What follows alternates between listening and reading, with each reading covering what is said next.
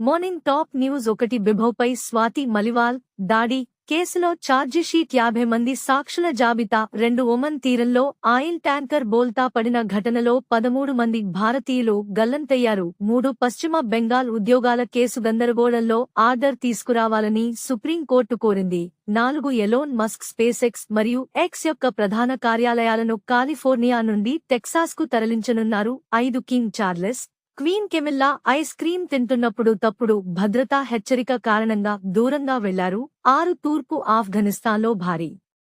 వర్షాలు వినాశనానికి కారణమయ్యాయి కనీసం 40 మంది మరణించారు 7 బంగ్లాదేశ్ సరిహద్దులో మయన్మార్ సైనికుల నుండి పారిపోతున్నందుకు వెనక్కి తిరిగింది 8 విదేశాంగ మంత్రి ఎస్ జయశంకర్ మారిషస్ చేరుకున్నారు 9 మాజీ NATO chief George Robertson UK రక్షణ సమీక్షకు నాయకత్వం వహిస్తారని చైనా ఘోరమైన సవాళ్లలో ఉందని పేర్కొంది